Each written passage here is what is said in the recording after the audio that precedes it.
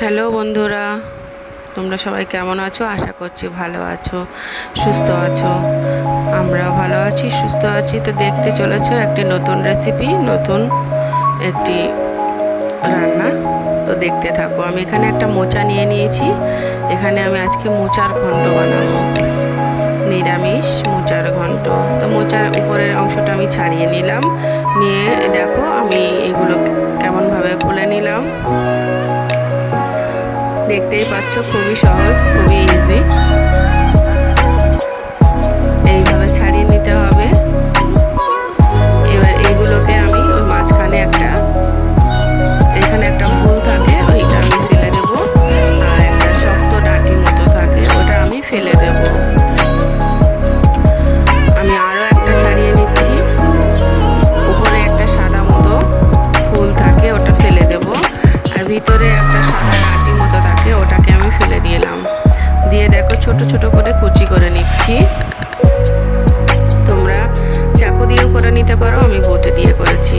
দেখতেই পাচ্ছ একদম কুচি কুচি করে নিয়েছি। এখানে দুটো টমেটো নিলাম, টমেটোটা আমি কেটে নেব। টমেটোটা কেটে নিলাম কুচি কুচি করে। আর দুটো আলু নিয়ে নেব। আলু দুটোকে আমি ভালো করে ধুয়ে পরিষ্কার করে কেটে নেব। এখানে আলুগুলো আমি কুচি কুচি করে কেটে নিয়েছি। তোমরা চাইলে যে কোনো শেপ দিয়ে নিতে পারো। এবারে তারপরের উপকরণ দিচ্ছি মিক্সার গ্রাইন্ডারে কয়েক টুকরো আদা আর কাঁচা লঙ্কা দিয়ে দেব দুটো, আর শুকনো লঙ্কা দিয়ে দেব চারটে। তারপর একটু গোটা জিরে দিয়ে দেব, দিয়ে এটাকে পেস্ট বানিয়ে নেব। এখানে আমার পেস্ট বানানো হয়ে গেছে। এবারে মোচাটা আমি জল পাল্টে জলে দিয়ে নেব। দেখতেই পাচ্ছ মোচাগুলো আমি ছোট ছোট করে মিহি করে কেটেছি। এখানে একটু কাঁচা ছোলা আমি ভিজিয়ে রেখেছিলাম, সেইগুলো নিয়ে নিয়েছি। কাঁচা ছোলা আর মোচাটাকে আমি একটা প্রেশার কুকারে সিদ্ধ হতে দেব। তো এখানে একটা প্রেশার কুকার নিয়ে নিলাম। প্রেশার কুকারে এবারে মোচাটা আর ছোলাটা একসাথে করে আমি সিদ্ধ করতে দেব।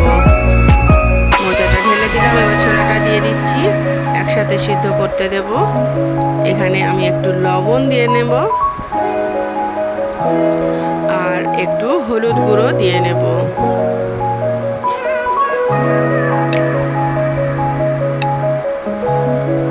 তারপরে আমি প্রেশার কুকারের ঢাকনাটা দিয়ে দেব। অবশ্যই জল দিও কিন্তু। তারপরে এখানে আমি কিছু গোবিন্দভোগ চাল অল্প করে আমি ভিজিয়ে নিয়ে রেখেছিলাম, সেটাকে আমি একটা পেস্ট বানিয়ে নেব। তো এখানে আমি পেস্ট বানিয়ে নিয়েছি গোবিন্দভোগ চালের। আর আমি একটু নারকেল করে নিয়ে নেব।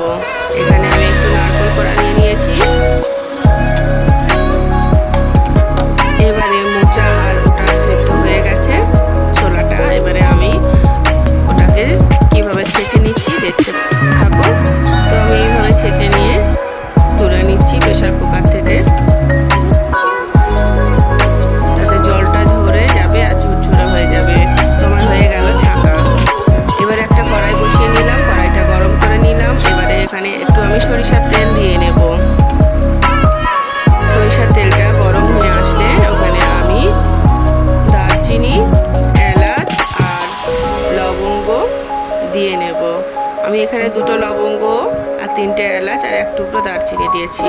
তারপর টমেটো কুচিটা ছিল, সেটা আমি দিয়ে দিলাম। এবারে একটু আমি নাড়াচাড়া করে নেব, এগুলোকে মিক্সড করে নেব। তো তোমরা দেখতে থাকো। তোমরা যে যেখান থেকে দেখছো সাথে থেকো, পাশে থেকো। তারপরে আমি একটু হলুদ গুঁড়ো দিয়ে নিলাম আর একটু শুকনো লঙ্কা গুঁড়ো দিয়ে নিলাম। নিয়ে এবারে এটাকে আমি নাড়াচাড়া করব, করে মিশিয়ে নেব, ভাজা ভাজা করে নেব হালকা। তোমরা যদি ফেসবুক থেকে দেখে থাকো তাহলে ভিডিওটি ভালো লাগলে প্লিজ শেয়ার করে দিও।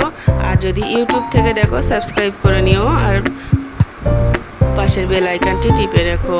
তো এখানে আমি একটু হালকা গোলমরিচ গুঁড়ো দিয়ে দিয়েছি। দিয়ে এগুলোকে আমি নাড়াচাড়া করে রেখেছি। এখানে আমি এবারে 2 চামচ নারকেল কোড়া দিয়ে একসাথে মিশিয়ে ভাজা ভাজা করে নেব। এর নারকেল কোড়া দেওয়ার আমরা তো পরে দেব, কিন্তু আগে একটু দিয়ে নিলাম যাতে এর টেস্টটা ফ্লেভারটা দারুণ আসে। নারকেল কোড়াও আমি পরে আবারও অ্যাড করব। তো আলু কেটে রেখেছিলাম, আলুগুলোকে আমি আগে থেকে ভেজে রেখেছিলাম। তো আলু ভাজাটা আমি ওর উপরে দিয়ে দিলাম, দিয়ে একসাথে মিক্সড করে আমি নেড়ে চেড়ে কষিয়ে নেব।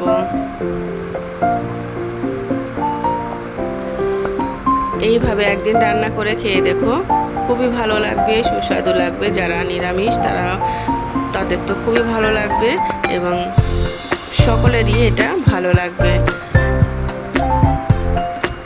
তারপরে আমি এখানে আদা রসুন পেস্টটা দিয়ে নিলাম, আগে থেকে যেটা করে রেখেছিলাম আদা রসুন লঙ্কা দিয়ে আর জিরা দিয়ে সেটা আমি দিয়ে দিলাম। দিয়ে আবারও আমি কষিয়ে নিচ্ছি। এখানে কিন্তু আমি এখনও জল অ্যাড করিনি। এতে করে কষানোর ফলে টমেটো আলু সব কিছু গলে যাবে। আর আলুটা তোমরা একসাথেও দিতে পারো, আমি একটু ভেজে নিয়ে দিয়েছিলাম, তোমরা চাইলে কাঁচাও দিতে পারো ছোট ছোট করে কেটে। তারপরে এর ভিতরে আমি ওই মোচা ছোলা সিদ্ধ করে রেখেছিলাম, ওটাকে আমি দিয়ে দেব।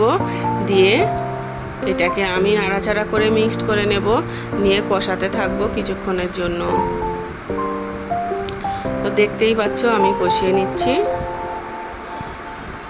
ভিডিওটা যদি ভালো লেগে থাকে প্লিজ সাথে থেকেও সাপোর্ট করো, আর কমেন্ট করো আর শেয়ার করো অবশ্যই। আমি এগুলোকে মিক্সড করে কষিয়ে নিলাম। এখানে হালকা সামান্য আমি চিনি দিয়ে নিয়েছি। তোমরা যদি মিষ্টি খেতে পছন্দ করো আরও অ্যাড করতে পারো, আর যারা মিষ্টি খেতে পছন্দ না করো না দিতে পারো। তো এখানে আমি অল্প দিয়েছি, স্বাদটা যাতে ভালো আসে। দিয়ে আমি ভালো করে আবারও কষিয়ে নিচ্ছি। এখনও আমি কিন্তু এখানে জল অ্যাড করিনি। তারপরে হালকা জল দিয়ে নেব, নিয়ে আমি এটাকে কিছুক্ষণের জন্য ঢাকনা দিয়ে রেখে দেব। তোমরা কিছুক্ষণের জন্য ঢাকনা দিয়ে রেখো। তারপরে ঢাকনাটা খুলে ঠিক এমনই দেখতে লাগছে। তারপরে আমি এর ভিতরে আরও একটা জিনিস অ্যাড করব। সে আগে থেকে পেস্ট করে রেখেছিলাম গোবিন্দভোগ চালের পেস্ট, সেটা আমি 4 চামচ দিয়ে নেব। নিয়ে এটাকে আমি ভালোভাবে মিশিয়ে নেব।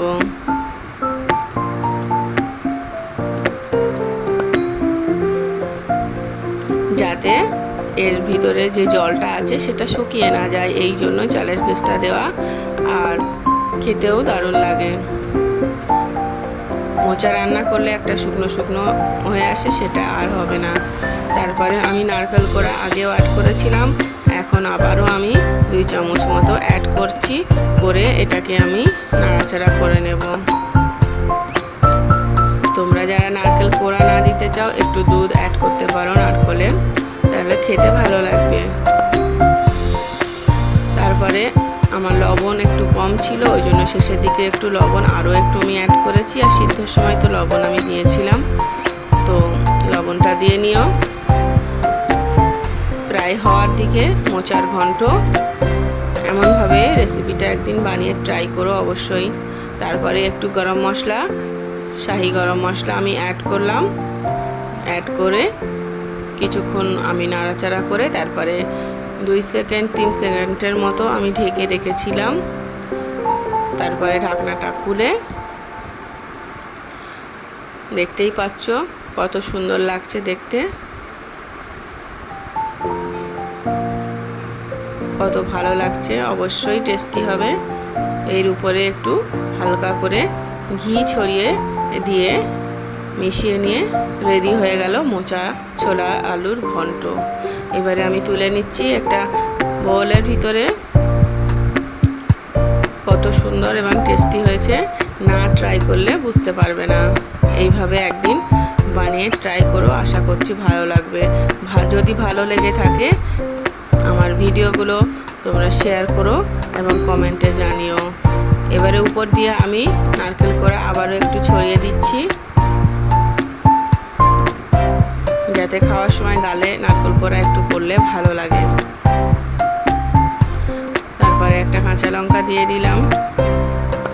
আমার রেডি হয়ে গেল মোচা ঘন্ট। এইভাবে একদিন ট্রাই করে দেখো। ভিডিওটি দেখার জন্য তোমাদের সকলকে ধন্যবাদ।